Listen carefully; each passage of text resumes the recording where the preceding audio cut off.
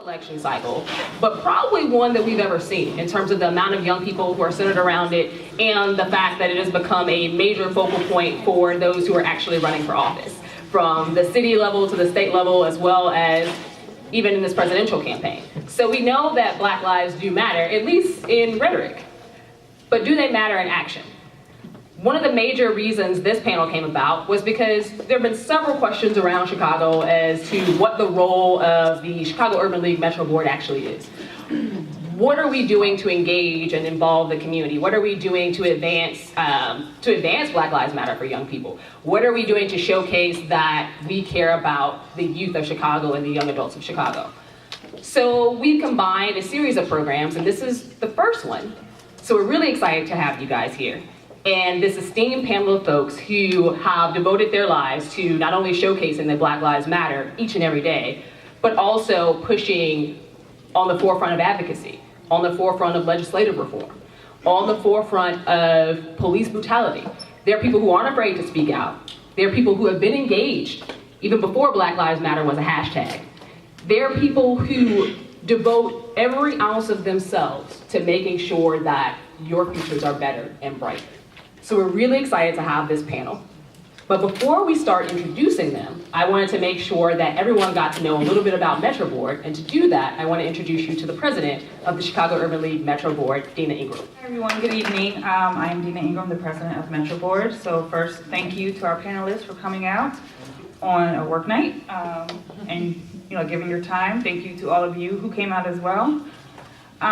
So in terms of MetroBoard, we were founded in 1983 by John Rogers and James Compton. We are the oldest YP chapter on a national level. Currently, we're active and very busy. We have this panel tonight. There's an event tomorrow night called the Speaker Series, which is around Black health and then much more. So if you have any questions about MetroBoard or want more information, please see me, Amisha, Stephen Hatchett up here in the front, and we'll answer those questions. So just enjoy the panel, ask questions, and thank you for coming out. All right, so we're gonna get to the point of why you guys are all here. But first, I want to introduce our guests.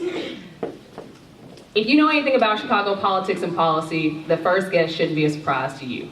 It's a surprise to me that he said yes. Welcome, Mays Jackson. Mays is a WVON commentator, and you can hear him on the radio pretty much every morning. He's also a political analyst known for his very colorful analysis of the things that are going on in Chicago politics at the local level as well as at the state level. And when I say colorful, that's not a negative term. It just means that he's raw and real in a way that a lot of people aren't. He is also the political editor for the Chicago Defender newspaper and the former executive director of the Illinois Black Legislative Caucus Foundation. So thank you, Mays, again, for being a part of this panel. Thank you for the invitation.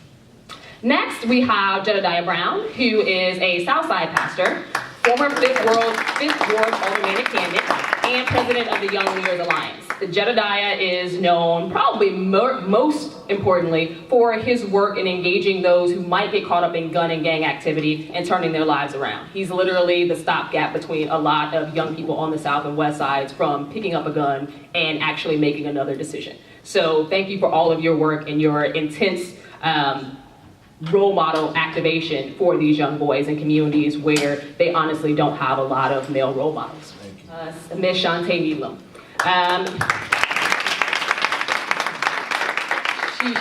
She deserves all of the applause. Shante is the older sister of the late Sandra Bland. It is a sheer honor to have her here. One, because she traveled quite a ways to get here tonight. She does not live in Chicago. In addition to that, as you all know, her sister's death became a national sticking point, not only for the movement, but also to be able to push policy and reform around what it means to actually come out against police brutality and to have an understanding of why it's so important. To you, Shante, we will always say her name. She is a woman of many titles. Most importantly, she leads a lot of the outreach work specifically around gun and gang violence prevention for Congresswoman Robin Kelly. So she is out in the farthest south side. She is out in this city. She is out in the south suburbs. She's making a difference on a daily basis. She is also an outspoken women's rights activist and a Black Lives Matter supporter. And you probably haven't been paying attention to politics in the city of Chicago. He goes by Glow Boy Lolo on Facebook. I just have to throw you a little bit of shade because you were late. And you already know I don't appreciate lateness. But most importantly, he has really taken shape and stepped out in front of really pushing himself and pushing others to actually advance the political conversation around Black Lives Matter. He is always in the front lines. He is the one who is organizing the protests. He is the one who you've seen in the face of police officers. He is the one who is challenging the status quo on a regular basis. He is the one who is showcasing that there is no fear in actually activating and around this cause. In addition to that, he has a pretty strong social media game. Kudos to you for that. And with all of those things, some of you might be surprised to know that he is only 17 years old. So, he's showing that Black Lives Matter and that people can get involved in activism and activate around these issues starting at any age, and he's really showcasing that it's extremely important to get those things done. So we're also glad to have you here. Now, I'm going to pass it on to the panel to talk a little bit about yourselves and what Black Lives Matter means to you. So I'm going to start on my left first with Maze Jackson. Could you tell us a little bit about your work and what Black Lives Matter means to you and why you're engaged in this? Sure. I own a variety of businesses, public affairs, marketing, advertising. Most recently, I was a lobbyist, or still do lobbying. What do I consider myself a vociferous advocate for Black business. And so as it relates to Black Lives Matter, do I believe that Black Lives Matter? Yes, those three words, I do believe. As we discuss or as we get further into the philosophy of the organization that has been named or that uses those three words, then I have some reservation as it relates to how it's applicable to me. However, what I will say is that I am completely all about what's in it for the Black people. So what I am looking for is to identify where are the areas of opportunity. You know, oftentimes people come to our community and they tell us about what's good for us, and everybody says the community this, the community that. They can come and they can tell us about it after it's already laid out and tell us what someone else is doing is good for us. Well, what's in it for the Black people is birthed in what are the self-interests of Black people in every project, in everything that happens. So when we discuss Black Lives Matter, I discuss it from that perspective. I am pro-business. I'm not saying that there's anything wrong with social services, but I think that is a big challenge in our community as to why we are in the state we're in.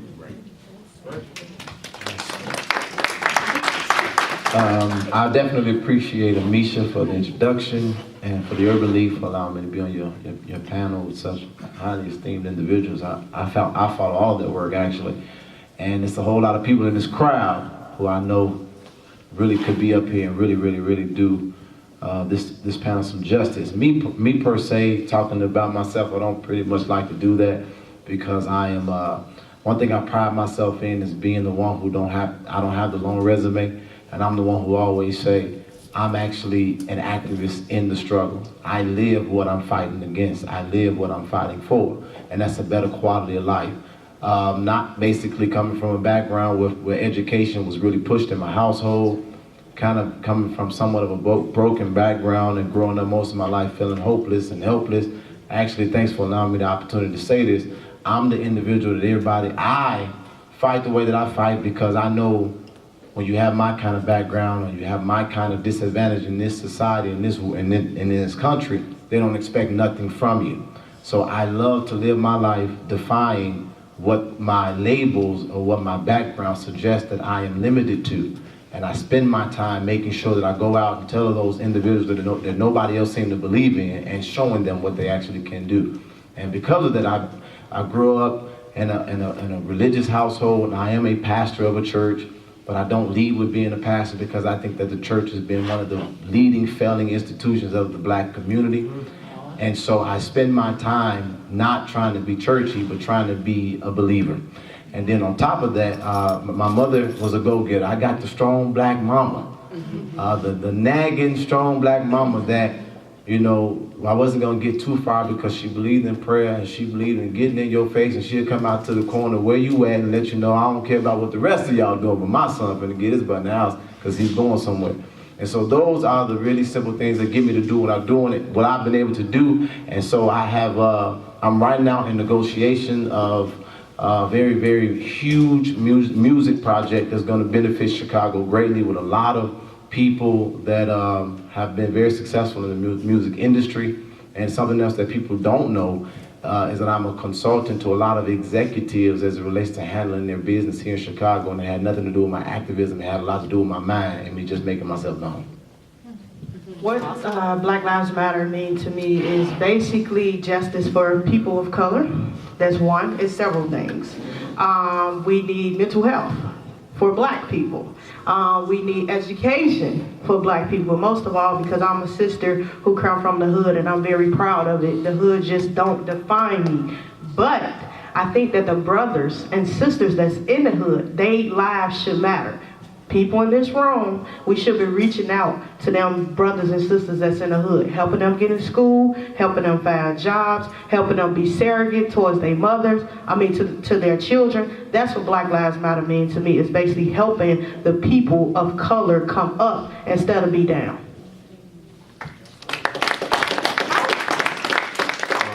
My name is Reccord.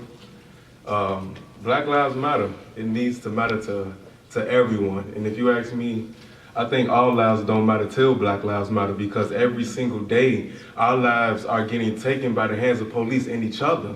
But it's important that as African Americans, we need to tell each other that Black Lives Matter. We need to hold ourselves accountable, not only in our community, but in our homes. It starts with us. It starts with us. But one thing that I always say, you cannot be scared of your own people. At the end of the day, we all have a mind, heart, and soul. Everyone. But what kind of kills me is that the same people who are saying all lives matter are the same people who are saying Timmy deserved to get shot by Officer Ray Ray. All lives matter isn't built off of equality. That's something that we need to understand. And I want you guys to understand this. The system isn't broken. That's the way the system was built. It's the oppressed system to get rid of African Americans. It is a system that we need to fight. But we can't fight that if we don't come together collectively as African Americans, as black people, and reach out across this nation and let other people know that our lives matter amongst each other and the police and the politicians as well.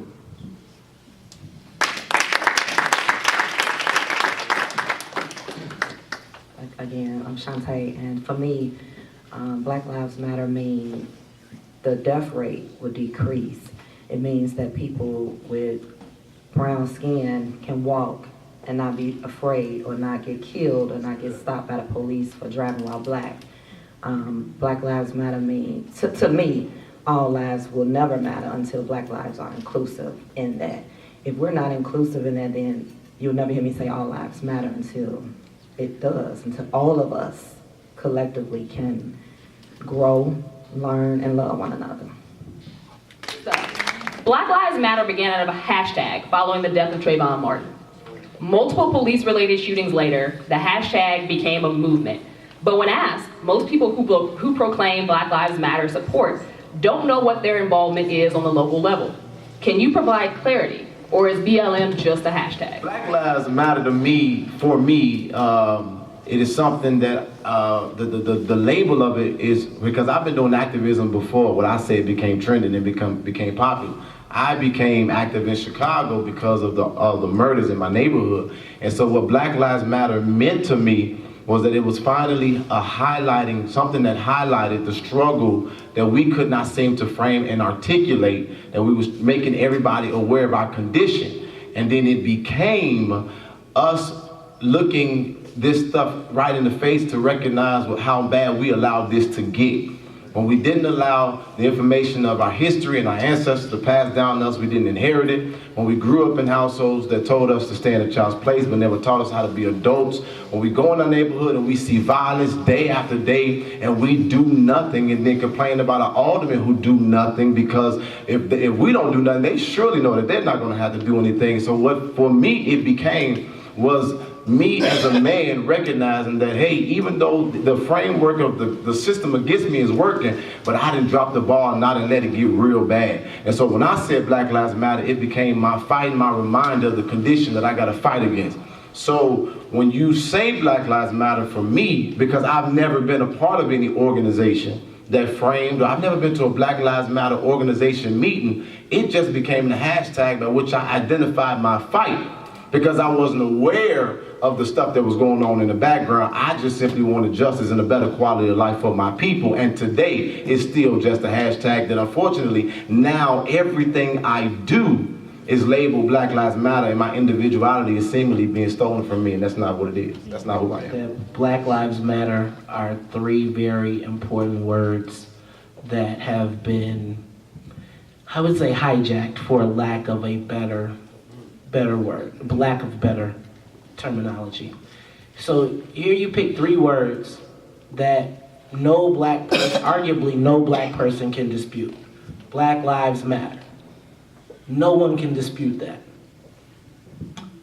Someone was wise enough to recognize that the whole entire move, because no black person could deny it, if I get in front of it, I can kind of drive it. And so then when you saw a George Soros donate hundreds of millions of dollars to a hashtag that evolved into a movement that now we're all trapped in, because Black Lives Matter is true. But when you pull up the website and you read it, and you read the philosophy, my question is, if anybody who hears me say Black Lives Matter thinks that that's what I'm talking about, then you've got me confused. And so what we've got right now is what typically happens, right? Like, change your profile picture to black, that's it, we going. And fundamentally, that is what has happened with Black Lives Matter. Now, I'm not suggesting that there's not an organization, but right now in the world, there is no delineation between the three words and the organization. And so therein, we are now all trapped behind this window of, hey man, I don't begrudge anybody their lifestyle or whatever it is. But that for me is not anything I'm willing to put in front of what are the issues for black people. Because if they give you your bathroom or they give you all the things that you ask for, you're still black. And so what happens is so many times our movements, because we always want to be fair, we always want to be inclusive, we always want to help everybody, and everybody hops on our cause and then steps on us and climbs up and then say, what y'all complaining about? So, do I believe that Black Lives Matter? Yes, I do. But if you were to try and pin the organization on me, as from what I've read in the manifesto, I would have to say no. So when we're talking about Black Lives Matter started on after Trayvon Martin, I could say on a local level, they failed. And the reason why they failed is because Stand Your Ground actually expanded. So it's like we use these hashtags and we're saying we're this organization, but we're not helping the families who actually lost their kid. It's no way that Stand Your Ground should have expanded in the state of Florida, and now more people of color is going to be victims of it. So they're not doing anything on a local level, but I mean, they have the momentum to do it. So I think that's where we need to come in to educate many advocates of the Black Lives Matter chapter to say, listen, we have to be active in our community. We have to change what made it possible for Trayvon Martin to be killed. It was Stand Your Ground that George Zimmerman said, okay, let me use this as a defense. And it expanded, so now you're going to see more cases. Like I always say, Black lives do matter, and Black lives need to matter to Black people. But I do think, if you personally ask me, it's more of a hashtag on the local level. It's more of a hashtag. Due to the fact that, you know what, I want to speak about a story just real quick. About 2 weeks ago, I met this police officer from Jackson, Mississippi. He was in Chicago, and he came out of nowhere. Him and his wife came out of nowhere, and they was in the car, and I was doing a peace walk. And he gets out the car and he asks me, you know, I understand that you're not with the Black Lives Matter organization, but why is it that when black people kill black people, why isn't the real Black Lives Matter activists out here fighting for them black kids that's been killed? And like, I think you said this, black people need to do more educating, especially with the Black Lives Matter. But when that Black Lives Matter hashtag came out, it was a big eye-opener across this nation for everyone. But then that's when everybody said, oh, well, white lives matter, oh, well, Caucasian lives matter, oh, well, Latino lives matter. It started with black lives. But people need to understand that black people build this. We build all of this. We come from the slavery, we come from all of it. But we can't expound on that if we don't dialogue with one another, we don't have a conversation with one another. Everything starts with a conversation. And I think that's something that we all lack on, is education, self-education of Black Lives Matter. Maze, you did a WVON show last week where you talked about this panel. And one of the things that came out that was very interesting was the level of corporatization that you saw occurring within Black Lives Matter. Could you expand on that a little? The organization, as I've observed, externally, not being a member, and again, externally, has, in my mind, become a profitable operation for someone. Now, I do politics, right? So in doing politics, I recognize that oftentimes for black people, our pain and suffering is leveraged against us for other people's political capital. So in the case of Black Lives Matter, what you have to look at is who is now profiting? Who has now got a job? We have visiting fellows from universities. So you have a situation where if you look at the University of Chicago, right? Let's just use University of Chicago. University of Chicago, if you ask anybody in the Woodlawn area, would probably not be a friend of the people. Yes? No? Maybe? Right there, kind of moving people out, getting everybody. But yet and still, Black Lives Matter originates at the University of Chicago. That is puzzling for me. Then when you look at the fact that the head of Black Lives Matter nationally has been brought to Chicago and then made a visiting fellow at the University of Chicago, then you have to start asking who's behind this and what is the ultimate motive, right? So when you look at the fact that multi-billionaire George Soros has decided that he's going to plow not Soros, but one of the wealthy donors has decided that they're going to plow $100 million into Black Lives Matter, the movement, the organization, but we can't get that same investment in our communities.